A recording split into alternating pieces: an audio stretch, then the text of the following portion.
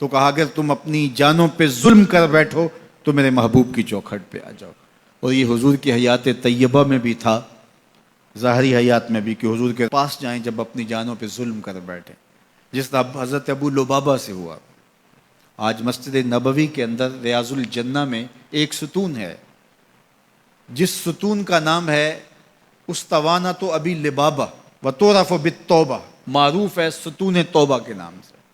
حاجی جب جاتا ہے تو اس کی خواہش ہوتی ہے ریاض الجنہ میں جگہ مل جائے، ریاض الجنہ میں چلا جائے تو اس کی عرض ہوتی ہے کہ استوان ابی لبابہ کے پاس 2 نفل مل جائیں توبہ کے۔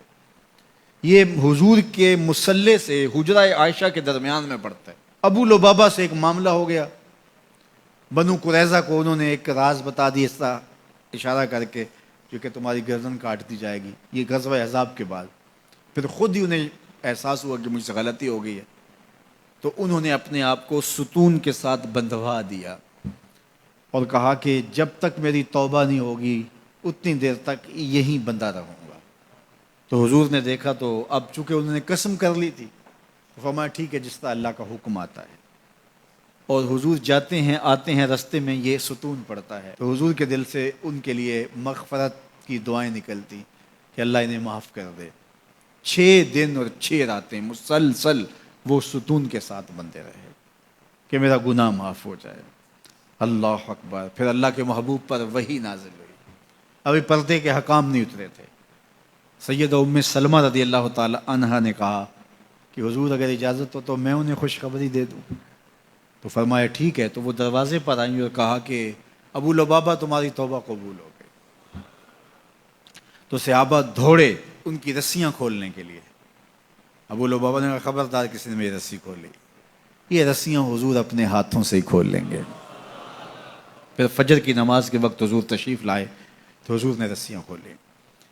تو استوان ابی لبابہ کے نام سے اب بھی وہ ستون موجود ہے وہاں۔ جب ترکوں نے مسجد نبوی تعمیر کی تو اس مقام کے اوپر جو ہے وہ ستون بنایا، اور آج بھی جب حجاج زائرین جاتے ہیں تو وہ اس ستون کے پاس 2 نفل پڑھتے ہیں، اور وہاں 2 نفل پڑھ کے جب دعا مانگی جاتی ہے تو گناہ معاف کر دیے جاتے ہیں۔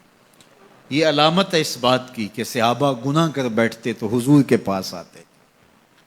اب حضور کے وصال کے بعد بھی یہ عمل صحابہ میں جاری رہا، تابعین میں جاری رہا، بعد میں آنے والوں کے لیے جاری رہا، اور آج تک امت وہاں جا کے حضور سے شفاعت کی طلبگار ہوتی ہے اور اپنے گناہوں کی معافی اللہ کے حضور کے وسیلے سے طلب کرتی ہے۔ صاحب مدارک نے لکھا اسی آیت کریمہ کے تحت کہ حضور کے وصال کا 2 یا 3 دن تھا، ایک اعرابی دیہاتی دور دراز سے سفر کر کے مدینۃ المنورہ پہنچا حضور سے ملنے کے لیے۔ جب داخل ہوا تو پتہ چلا کہ حضور کا تو وصال ہو گیا 3 دن پہلے، تو پھر اس پہ کیا گزری؟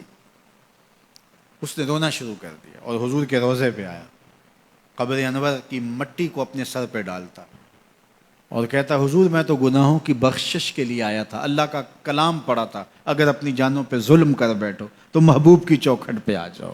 مجھے یہاں آ کے پتہ چلا کہ آپ تو وصال کر گئے ہیں، تو میں تو نہیں جانا جب تک گناہوں کی مغفرت نہ ہو۔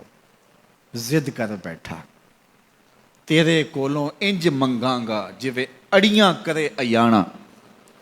تو وہ ضد کر بیٹھا، حضور کے روضہ انور کے پاس قبر نور کے پاس بیٹھ گیا، مٹی لا کے سر میں ڈالتا اور کہتا کہ حضور میں تو بخشش و مغفرت کے لیے آیا ہوں، میں نے تو نہیں جانا جب تک میری مغفرت نہ کر دی جائے۔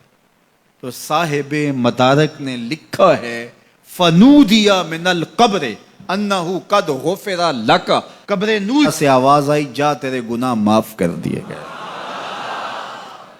یہ حضور کے وصال سے 3 دن بعد کی کہانی ہے، اور اس کے ایک عرصہ بعد امام عطبی کہتے ہیں میں حضور کے روضے کے پاس بیٹھا تھا اور ایک دیہاتی آیا اور اس نے بھی فریادیں کی اور فریادیں کر کے چلا گیا، اور میں بیٹھا تھا، بیٹھے بیٹھے اونگ آ گئی تو حضور کی زیارت خواب میں ہوئی، اور آپ نے فرمایا اے عطبی اٹھو اور اس عرابی دیہاتی کو ڈھونڈو، اور جب مل جائے میری طرف سے جنت کی بشارت دے دو۔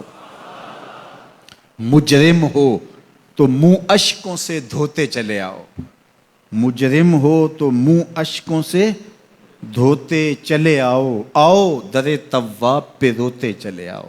قرآن میں مذکور ہے بخشش کا طریقہ، سرکار کی دہلیز سے ہوتے چلے آؤ. کہا جرم کر بیٹھو تو محبوب کی چوکھٹ پہ آ جاؤ. پھر کیا ہوگا؟ لَوَجَدُ اللَّهَ تَوَّابًا رَحِيمًا.